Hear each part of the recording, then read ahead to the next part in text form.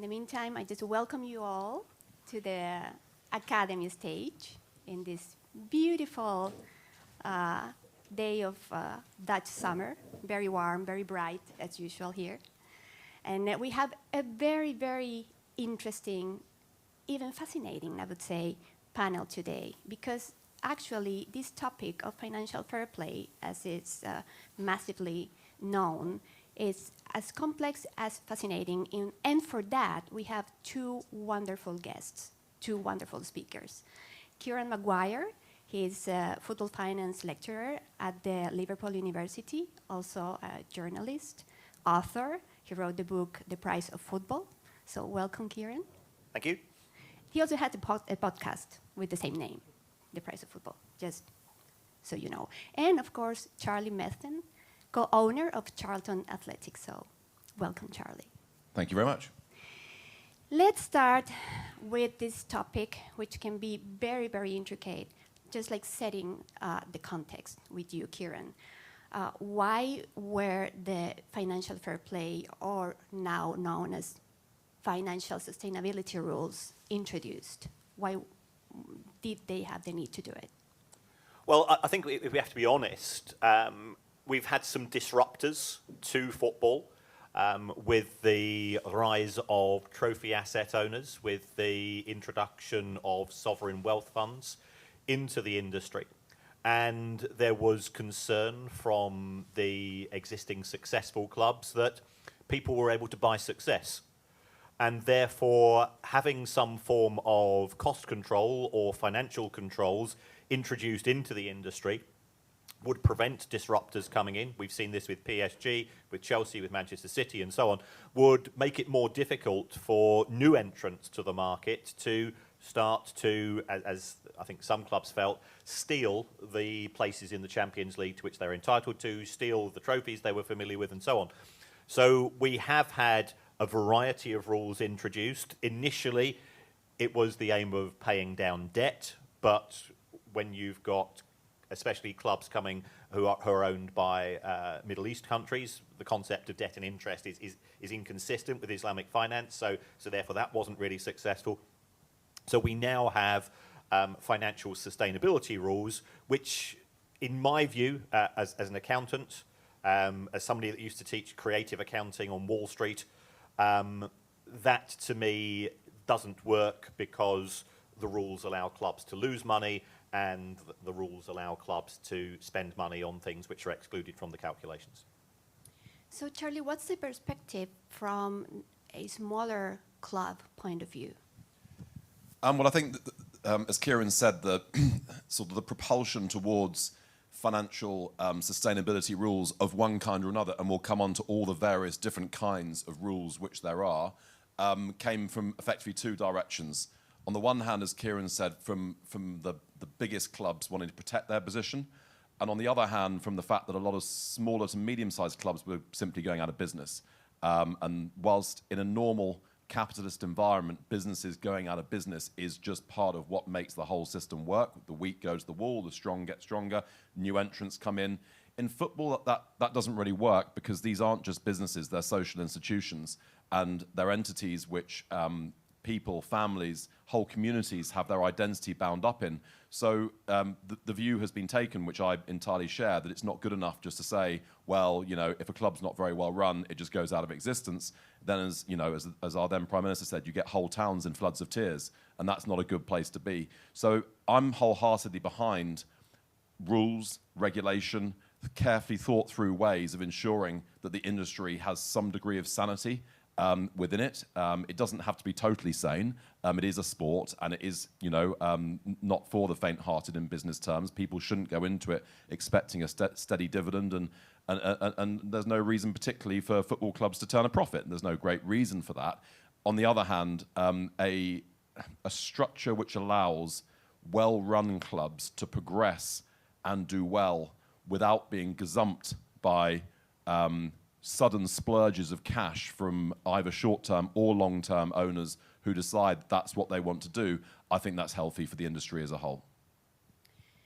Kieran, let's just dig into how it works, especially in the two biggest leagues in the world, Premier League and La Liga, because our prep conversation was really interesting about that, and you were telling the differences in all, especially La Liga has a very special gimmick. Can you tell us about it? Yeah, as far as La Liga is concerned, I think it's a fascinating model that they have. What clubs have to do is to identify their financial obligations over the next 12 months. They then compare that to their expected income stream, and those figures are audited by the La Liga financial regulators. And whatever's left over is what you can spend on wages. So if you have existing installments with regards to transfer fees, and these can be very significant. If we take a look at the Premier League, for example, the 20 Premier League clubs, between them, owe €3.5 billion in outstanding transfer fees. And that's a huge sum of money. Well, if that was operating under La Liga's rules, we'd say how much of that's got to be paid across in the next 12 months. What are your existing sort of financial commitments in terms of the overheads of the club, the non-player wages, the rent that you're paying, the insurance costs, the travel costs, in terms of the operational activities of the football club? Well, you compare those two figures to your expected level of income, and the balancing figure is your wage. So therefore, if you want to sign a player for X million euros, you submit the details of the deal to La Liga on an app, and the app comes back, and you'll get either a red light or a green light, and that will dictate to you. If you get a red light, what you've got to do, you've either got to sell a player, or in the case of some of the clubs, you will sell some of your future income in order to accelerate income. And I don't necessarily think from a business point of view that's a good idea, but if you're desperate to sign player X or player Y, and you've got a chief executive or a president who has been elected on the basis of spending money, then sometimes sort of what I would view as common sense goes out of the window, because we have the rule of short term. So that's how it works in La Liga. As far as the Premier League is concerned, it's broadly similar to the rules which we've historically had at UEFA. You have an agreed limit of losses, and from my point of view as an accountant, losses, if a client comes to me and says, what's my profit or loss going to be? I look around the room, check that there's no bugs in the room, pull down the curtains and say, what do you want it to be? Because are you trying to sell the business? Are you trying to reduce your tax? The problem with profit, it's a very, very abstract theory, and it's open to interpretation and judgment, and some would say manipulation. What's the role, Charlie, of UEFA in all this? Well, I think for exactly the reason that Kieran's just said, the hilariously named profit and sustainability rules, hilarious because it engenders neither profitability nor sustainability, are effectively being thrown out the window by UEFA. So UEFA are bringing in a 70% SCCR squad cost squad cost control ratio. That's right. Correct? Yep. Right, which effectively is a mechanism which is rather oddly borrowed from England's lower leagues. England's lower leagues have something called the Salary Cap Management Protocol, SCMP, and basically what it says is you're only allowed to spend a certain percentage of your overall revenues on your first team, right? So let's say, for instance, you have a club with revenues of £10 million, then in League One, which is the third division of English football, the SCMP is set at 60%. So you're then allowed to spend £6 million in theory. I'm slightly sort of making the whole thing simplified a little bit, but you're allowed to spend £6 million on your first team wages, and then you have £4 million to run the rest of your club. If you decide that you want to spend more on your academy, it's fine. If you decide that you want to spend more on improving your stadium, it's fine, but that's the maximum amount you're allowed to spend on your wages. Now, effectively, UEFA, by bringing in a 70% SCMP or SCCR, whatever you want to call it, are applying the same structure to the whole thing. So effectively, if you look at English football, you've got UEFA saying to clubs who want to qualify for European football, which would probably be, I'm guessing, about 12 of the Premier League clubs would think of themselves as being potential European clubs, that you guys are going to have to subscribe to 70% SCCRs, And in the third and fourth division, it's 60% and 50%, so you're also in this system. So really then what we're left with is a small rump of English clubs, the lower half of the Premier League and the Championship, the second division, probably the least sustainable league in the entire of professional football, operating on effectively an old model. So what the Premier League are now saying is to the clubs in the bottom half of the Premier League, well, you're going to have to come to 85%. You're going to have to at least come in the same structure. And if you did qualify for European football, your revenues would go up quite a lot. So actually, you'd still be able to fit within the 70% as well. There's then separately a negotiation happening on and off between the Premier League and the lower divisions. And one of the conditions of the Premier League in the financial settlement that they've been discussing with the Football League is that the Championship, the second division, would also have to come under effectively the SCCR regime. So then you'll have all of English football effectively on a UEFA regime kind of thing, more or less. There are some small differences in how it gets applied. And of course, there are differences in the kind of penalties that are potentially being applied. But that's the regime that we're going to in England in a sort of inexorable way, because it's being fed down from the top and also from the bottom. So gradually, clubs are going to be squeezed into that reality. What that then means in terms of the Championship clubs is interesting, because effectively you've got the second division clubs in England who are trying to compete to get into the Premier League. The sort of total financial reward for getting into the Premier League, I estimate, as being around about £250 million, so 300 million euros. So you've got clubs in the Championship saying, well, I want to lose a lot of money because I want to get there. And you're now stopping me from competing against the clubs who have just come down from the Premier League, who have something that we call parachute payments. And parachute payments are the adjustment mechanism which Premier League clubs get when they get relegated from the Premier League to help them sort out their wage bills effectively over a 2 or 3 year period, but it gives them a big financial advantage during those 2 or 3 years. So there are various tensions within English football which are gradually being worked out, very gradually, and with much arm wrestling and fighting. And in a way, what UEFA have done has helped the situation, in my view, in English football, in saying, look, this P&S thing is rubbish. You know, you're going to have to go on to a percentage-based ratio. That starts to make us more unified and starts to give us a sort of structure that we can all sort of understand and live in. Kieran, how long do you think it will take until we have something that is more or less, I'm not going to say perfect, but ideal? Because this is something, kind of new in football. So it's been developing moment by moment. And where are we now? I think we're in a system which will effectively reinforce the status quo. If you're going to move under the new UEFA rules, we are currently moving from 90% to 80% to 70% of your spending. And that spending is on player wages, amortization of transfer fees, agents' fees, and impairment of players. Now, as an accountant, I can manipulate some of those numbers, by the way. What happens if Kylian Mbappe decides to become the groundsman at Real Madrid next season? That's not player wages. So can you see what happens for players who have got parallel contracts as ambassadors for particular brands or particular countries, and their wages are therefore not going through the football club? There are many, many ways. And as soon as the new sets of rules come out, I won't tell you who's in these WhatsApp groups, but there are WhatsApp groups of accountants and lawyers who get together and say, well, if we do this and we do that and we do that, we can get around the rules. So it just becomes a game of whack-a-mole, I think, as far as the authority. So we'll never be in a perfect position. And also, I think you've got to define what your objectives are in terms of progress. If you want the same clubs who are winning the same competitions as they have done for the last 5, 10, 20 years to continue to win those competitions and for there to be no other clubs to challenge them, then the rules are working as they are set to be. If you want to have more disruptors, then the rules are not ideal. So until we set our objectives in football, I can't determine whether or not the rules will be successful. And also, from my point of view, the rules that are being introduced will still allow clubs to lose huge amounts of money. Is that good for football? I think football will survive. If we take a look at other sports, we see clubs in other sports becoming physically bankrupt and ceasing to exist.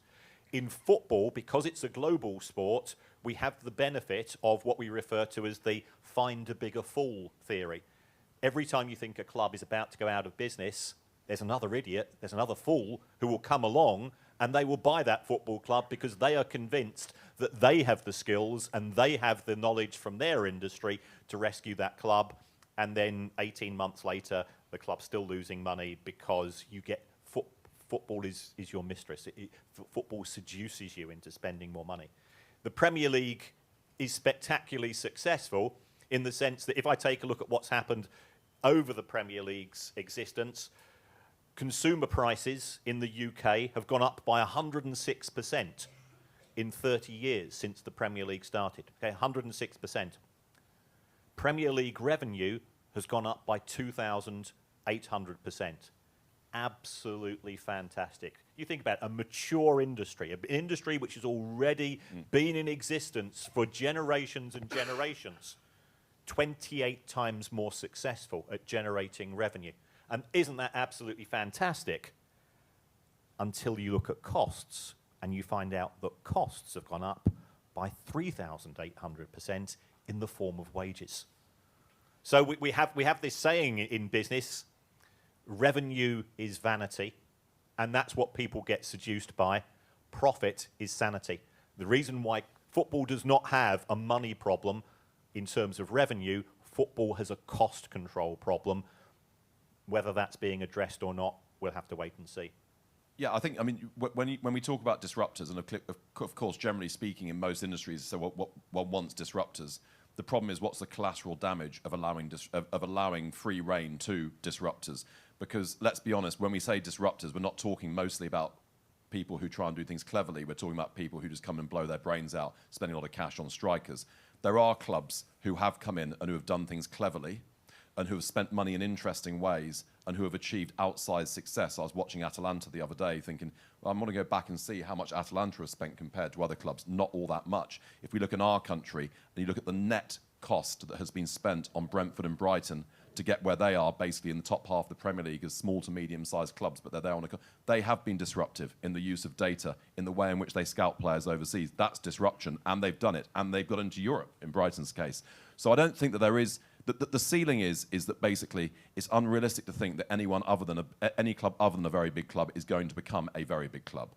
But can you get almost there? Yes. And is that fair, is that a good enough prize? Is that a good enough prize? Is it okay, the fact that Atalanta can win the second major European trophy, does that not prove against Bayer, right? So we're not talking about, two mega clubs. We're talking about two large-ish clubs, but definitely more on the disruptor side, contesting the second major European final. Does that not prove that actually you can be disruptive as long as your base is sufficient, as long as you're big enough to have a platform to build from? I think so. The other point, in terms of, look, clearly player wages are the problem. And I think this is where the Saudi League becomes a real issue. Because effectively, the European leagues are so much wealthier than the rest of world football that they've sort of almost had got themselves into a place where they could start thinking about controlling wages, and the players wouldn't have an option other than to play in Europe for those wages. The problem we've got with the Saudi League is that you've now created an option where there is competition for insane wages.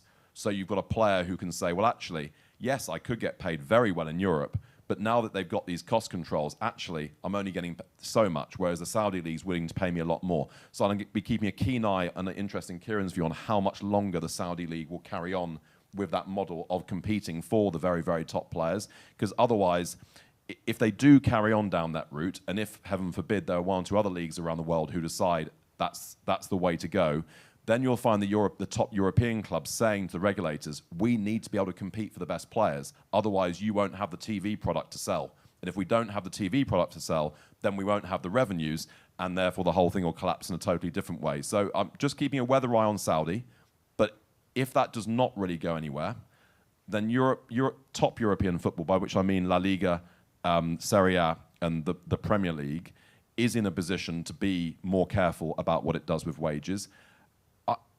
I am interested that the correlation at the very top level between how much is being spent and success is just slightly decorrelating at the moment. So you're seeing German clubs that have been under much more strict controls effectively because they are, various different financial reasons why they can't take in large external investment and et cetera, have actually been competing extremely well at the very top of European football. Real have been through 10 years when they have not been in a Galactico era. That's post-Galactico, but they've been much more successful now than they were in the Galactico era. You know, Madrid have been under significant financial issues in the last few years. So I think at the very, very top level, there is room for disruption, but it has to be done from a club that's big enough to be able to at least play the game, at least be able to have a great academy, be able to have enough revenue to be able to find the smart player who is going to be the next big thing, rather than necessarily always having to buy the proven stars. And often those teams at the moment are doing extremely well. You reminded me of the case of the Chinese league, that 10 years ago it happened something similar compared to the Saudi league. Like, they were bringing all these massively known players and trainers, and then all of a sudden the bubble exploded. Is it similar, Kieran, or not? I think it is dissimilar, and the reason for this was that the Chinese Premier and the Chinese Communist Party felt that it was inconsistent for the Chinese clubs to be shown to be having conspicuous consumption in terms of this level of wages. It was inconsistent with the philosophy of the country. Whereas I think under MBS's under MBS's ambitions in Saudi Arabia, there's a young population there who are interested in sport, and the ability of the state to deliver an entertainment industry, and that's what football is. And as much as I refer to myself as a legacy fan, football's competing for the same eyeballs, for the same people who are going to see Taylor Swift and the Rolling Stones here this summer. So, and that's what we've got to be aware of. In Saudi Arabia, because of the wealth of the country, it will always be in a position to outbid players for wages, and then they've got a decision to make. And you know, we've seen in the case of some of the players, it has worked out successfully for them, and others it haven't. And that's the same when players came to the Premier League. That's when the players came to La Liga itself, historically. Sometimes it works out, sometimes it doesn't.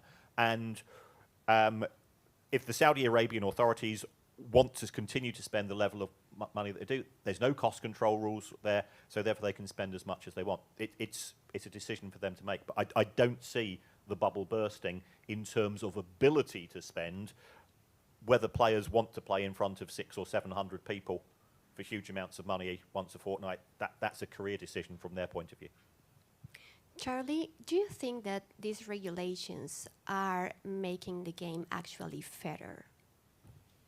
Well, defining fairness is something which is famously difficult to do, and politicians fight like, you know, rats in a sack over what is the definition of fairness. You know, is it equality of opportunity, or is it equality of outcome? Famously, in political terms, the left would say equality of outcome, the right would say equality of opportunity. And it's the same in football. It's exactly the same in football, which is it fair to create an environment in which clubs are being forced to be sustainable and therefore have to think about what they're doing? Well, yeah, that's one sort of fairness, but the other sort of fairness would be to say, well, everyone deserves the chance to become top dog. So, you know, and effectively that's what Kieran was saying earlier on about sort of the reinforcement of the status quo. Is the reinforcement of the status quo fair? Well, it's fair because they are the biggest clubs and therefore should be able to pay the biggest wages. It's not fair because it means that other clubs have never got the chance to join the party. And there is a slightly ugly sense of, and obviously this became very real with the Super League, of the drawbridge being pulled up behind the clubs who happen to be in that place at that particular moment in time. And we definitely have that in England with the Premier League as well, where, you know, leave aside the big six in the Premier League, the clubs that are just below that in the Premier League have a tendency to forget that only a few years ago they were the clubs who were in the lower leagues in England, and other clubs who are in the lower leagues now were in their place in the Premier League then, and they tend to sort of just think, well, but we're here now, and we want to reinforce our position now. So fairness, I'm not sure, but the question really is a sort of sustainable ecosystem that doesn't necessarily rely on there always being another crazy guy, as Kieran said, 'cause that has been definitely football's history. 100% that's been football's history. Now, at the Premier League level, you're starting to see valuations reach a point where there isn't always a crazier guy. And we're seeing that with Everton right now, right, where total debt, 1 billion, value of club, 700 million, 800 million. It's to my mind, Kieran would probably disagree as an accountant, to my mind it's functionally insolvent as an entity, and that's basically when businesses get themselves into massive, massive problems. So they've been fishing around for an idiot for some time now who's willing to take on effectively more debt and more obligation than the asset is actually worth, and they kind of can't find one. So if you actually want a high quality of owner, i.e. somebody who has both the intelligence, the capital background, the capital underpinning to be able to sustain the business for the medium term, if they do need a new stadium, to be able to invest in that without it being financially ruinous for him or them or the consortium, whatever it might be, those types of owners are much more attracted to semi-solvent situations than they are basket cases, right? And I think that that's just something to bear in mind. If we want good owners in football, we need the football industry to be more sustainable. I'm not saying that it needs to become like the supermarket industry or the petrol station industry or anything like that. There's always going to be an element of fun and gamble and upside to it, and football club ownership brings with it other things other than just, you know, sort of a pure financial calculation. But when things get really out of control and really out of kilter, then I think that's when you start to see some pretty strange things happening. And again, going back to our former Prime Minister's comment, whole cities in floods of tears, which is what we must definitely try and avoid that. Kieran, is there a model that we should be looking at, like ideally even outside of football maybe? If you take a look at American franchise sports, they've got a fantastic model, but it comes at a very, very significant price. You de-risk the investment, so therefore you've got guaranteed revenues coming in. You've got the pooling of revenues. So there, if you take a look at the way that it works in the NFL, the home club keeps 60% of the gate receipts and the rest is pooled and shared out. You have a sharing of talent model through the draft system and so on. So it's absolutely fantastic, and it's very, very profitable. And that's why we see the valuations that we have in American franchise sports. The downside is that you've got no relegation. The downside is that you have no tension a lot of the time as a result. But the upside, if you look at the last 20 years, we had 14 different winners of the Super Bowl. Fantastic. Well, you can't say that in the Premier League. You can't say that in the Bundesliga. You can't say that in the SPFL. You can't really say that in La Liga and so on. So it's a fantastic model, and the Super League would have been an absolutely fantastic model for those clubs that are in the Super League, because you completely de-risked the downside. Why are clubs losing money is because at present, let's take the Premier League, for example, 6 into 4 doesn't work. So therefore clubs, and from next season, winning the Champions League is going to be worth somewhere in the region of €200 million. So can you see that you've got an incentive to get into the Champions League to potentially get access to that €200 million? So how do you gain access? Well, you overspend. You overspend on players. So we have a scenario now in European football where at the top half of each division, you've got clubs who are trying to get those 2, 3, 4 Champions League places. They've got an incentive to overspend. Because of the gaps between individual divisions, you've got an incentive to overspend at the bottom of the division because you don't want to get relegated and have to deal with the financial consequences. And in your second tier of football, you've got an incentive to overspend because if you do get promoted, next season you are playing Bayern Munich and Real Madrid and PSG and Liverpool. So everybody's got an incentive to lose money, which is absolutely fantastic if you're a player, because it's a talent industry and you want to get the best talent. So that's the model that we have. If you completely de-risk it, which was the case in Super League, from a business point of view, it's great for those 12 clubs who would have been the permanent members of the Super League. I think actually from a business point of view, it would have been great for all the other clubs as well, because what would have happened effectively is, and just talking purely business here, the Super League would have mopped up all the global TV revenues. That would have meant that there were reformed first divisions in those countries, which included obviously the clubs who hadn't made it to Super League. Those divisions would not have been as attractive as obviously the top divisions are right now, and there would have been no sort of pot of gold at the end of the rainbow, even in winning those divisions. You do it for your own glory. I'm very happy I've won the title this year, etc., but it doesn't necessarily bring you a vast amount of money. If you're in the division below the new top division, you're looking at the top division and saying, well, I mean, they don't have huge TV revenues. It's not a huge deal, so I'm not going to overspend to try and get there. I'm sort of happy where I am. And you'd have had, from a business perspective, a much healthier ecosystem. And I have to say, you know, there was a bit of me, only a small bit, but 20%, 25% when that Super League thing was going on. So this is just a recognition of reality, which is the very biggest clubs have already effectively detached themselves financially from the rest of the ecosystem. But their presence, their remaining presence within the ecosystem, as Kieran said, is what is lending toxicity to the entire thing. If we did let them float off and do their own thing, then the rest of the system would actually be reasonably healthy. But of course, it takes the dream away. And ultimately, football is about dreams, isn't it? And dreams can come true. And dreams can and do come true in football. Absolutely. And also a question that, you know, in our conversation, you also brought up, and I think it's very important. What do we want football to be? So that's also a sort of a, yeah, that's, of course, that's important to consider when we are thinking about rules that work or not. So it's interesting, when I was at another, obviously far lesser conference earlier this year, the head of compliance from UEFA was there, and he was asked whether, under his new rules, what Kieran said, you know, the reinforcement of the, you know, the status quo, etc. Did he regret or did he have any fears about the new rules doing that? And he said, well, what we're concerned about is the stability of professional football in Europe. It's up to other people to work out you know, how to compete or whether to compete individual, but we're concerned with the financial stability of the ecosystem. So that's UEFA's answer, is we're concerned with the financial stability of the entire ecosystem. But if you were to ask a fan, the fan of which I'm a legacy fan, Kieran's a legacy fan, you're Brighton? I am. So Yeah. I was here 6 months ago. I support a team that was in the 4th tier of English football 20 years ago. And in the last 6 months, we've beaten Ajax twice, we've beaten Roma, we've beaten Marseille. If you'd told me 20, 25 years ago that would happen, I would have escorted you to a hospital.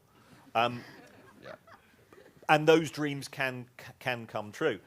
Is there a case for saying that the Super League, which would allow those particular clubs, which are now global brands and global institutions, to detach themselves from the rest of football, and you can still have a Champions League for all of the other clubs, could that be beneficial?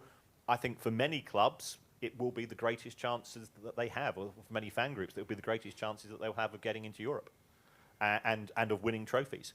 But it would mean we would have a 2-tier system, effectively a form of apartheid in football. And is that what we want as well? And it's just so hard to say, isn't it? Because, as you said, different people want different things from football. And, you know, effectively, Kieran's club, Brighton, is living the ultimate dream at the moment, which is we could get into the Champions League. Who knows? Maybe we could get past the group stages in the Champions League. And then we really are in the very, very, very top table. But that's a small chance, even for Brighton right now. Whereas if the Super League did detach itself and sort of go off there, then the chances of Brighton winning the remaining European competition would become much greater. But of course, the satisfaction would be that much smaller because you haven't beaten Real and Man City and so on and so forth. So it's quite hard to say. But I think keeping the existence of dreaming alive is important for everybody. It's important to attract owners. It's important to maintain the interests of fans in what, as Kieran says, is a very competitive entertainment market. If you take that dream away, then you know it can a lot of football games can seem quite tedious. Quite frankly, if there isn't that dream to sort of be thinking of on that cold February night as you sort of shiver through a 0-0 draw. So you need the dream, but you need a structure which enables clubs, in my view, to gradually, as Brighton have done, gradually rise up that pyramid towards that dream, as opposed to somebody just coming in and saying, right, I'm going to take this club and I'm just going to suddenly, through a whole injection of cash, going to make it into this. And then that person then walks away, the club goes bust, people are crying, and the whole thing's a mess. We've got to stop that. That is not right. So you spoke about fans, and to me, that's a very important point, because are fans right when they complain about, the owners don't understand us, they are abusing us, they are taking us for granted, and they are playing with our patience? And in the meantime, the newer generations are consuming less football, as we have done in our lives. They are just mostly watching highlights. We don't know if they are going to be season card holders in the future. They are going to maybe other sports or other, like the Kings Leagues, for example, and other models. So is really football in danger right now, do you think? I don't think so. As we know it, as we know it. Yep, as we know, I don't think so. I teach at university. I teach young people. I can assure you that their love and enthusiasm and also knowledge of the global game is incredible, because I learn that every day. I'm grading their assignments, and the diversity of thought, the ingenuity that they have, their creativity in terms of the game, I think is as it always was. Could there be alternatives which will provide for a different market for football? Yes, there are. I'm a big cricket fan, for example. The most successful form of cricket, which is now taking place, is a short form of the game. It takes place in India. It's probably now the most watched sport, certainly in the Asian subcontinent. And the money in it is fantastic. And it's also a franchise sport, so it's actually very profitable for the franchise owners. So a cut-down version of football, 20 minutes a half, could that be of interest to people? Possibly. 20 minutes ball in play, maybe. Yep. That could work. I think the fears about Gen Z are massively overblown. I've looked into it in significant detail, and the difference in interest in football consumption between Gen Z and millennial is very small, very, very small. It's a little bit lower, but it's very, very small. And by football, I mean actually watching the game. I don't mean the actual having an interest in football. Gen Z are higher than the millennials. So I'm just talking about wanting to actually watch 90 minutes of a match is very marginally lower for Gen Z than is millennials. But we also got to remember that millennials are still young people. They're going to be with us for 40 to 50 years. So I think that football's in any imminent trouble? No. I am interested in some of the mapping coming out of the Premier League. The Premier League does have a problem, right, which is that they're operating at 99.4% stadium capacity, and the average age of their season ticket holders is 44. Right, and they can't add any season ticket holders because they're at the maximum 4 season tickets, and you don't want to keep on giving away more and more discounted tickets. There are massive waiting lists for season tickets, and if you are going to purchase match by match tickets in the Premier League, you're talking about 50, 60, 70, 80 pounds. So you're talking about for anyone under the age of 30, difficult to get a season ticket, if not impossible. If you purchase match by match, ruinously expensive for somebody of that age, given their net income. So that's a challenge, and it's one which, as a non-Premier League London club with a very large stadium, is something that we're pursuing very, very, very actively and aggressively right now, is that market. So I think the Premier League's got an interesting issue there. They've also got a problem with the diversity of their crowds as well, because, again, you can't really change that when your stadium's already full. It's very hard to change that. So there are some challenges within the whole thing, but that's all healthy. What's a challenge for one type of club is an opportunity for another kind of club. But do I think that there's actually a generational problem? Definitely not.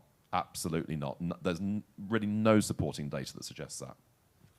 Now, the name of this panel, and by the way, we are just in the last 5 minutes. Now, this panel has been very, very interesting, and I knew that the conversation would just flow like this. Maybe the last question for the two of you. Do you think that the Manchester City case is the big opportunity to prove that the sustainability rules actually work, instead of just, getting away with it by having a lot of money and the best lawyers? As somebody that spent 40 years living in the city of Manchester, it has somewhat split the city, I've got to be honest. When I talk, and more importantly, when I listen to sports lawyers, we have 3 effective charges against Manchester City. First of all, that they have disguised money from the owners as revenue.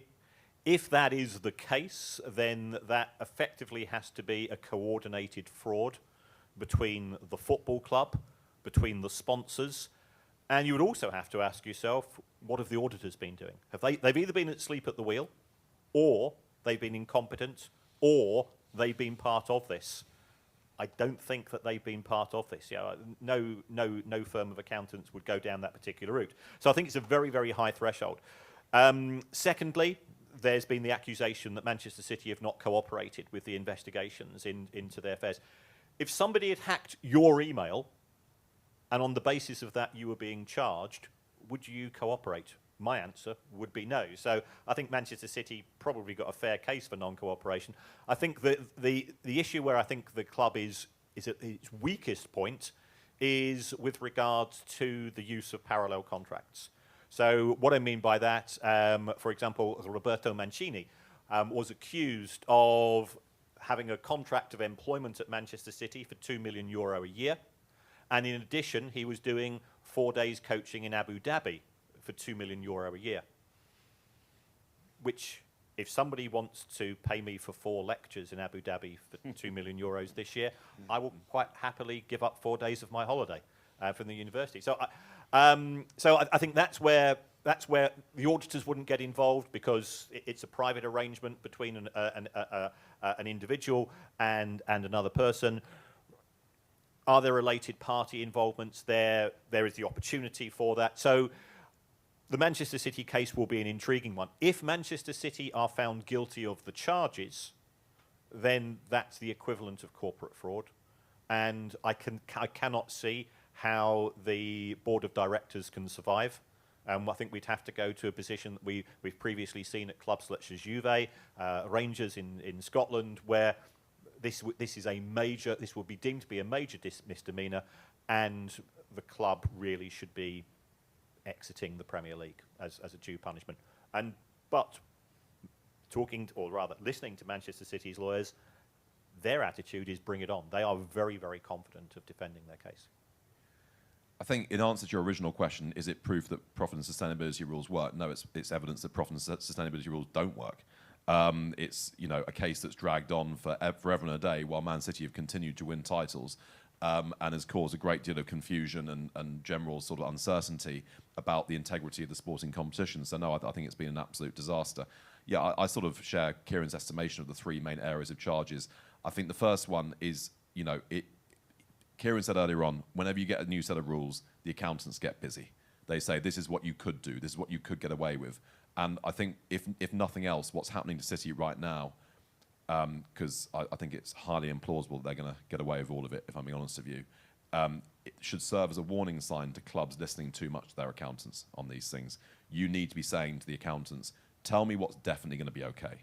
Don't tell me what I might get away with, because down the track, I'm the one who's going to take the rap, and you'll say, well, and if you look at my advice, it was an either or, it was yes or could be, should be, might, could be, etc., etc. So that first area of overstating sponsorship revenues is a grey area. It's an area which I think, if it was that alone, I don't think it would be or should be punishable in the sort of dramatic way we're talking about. I don't think it's a fraud.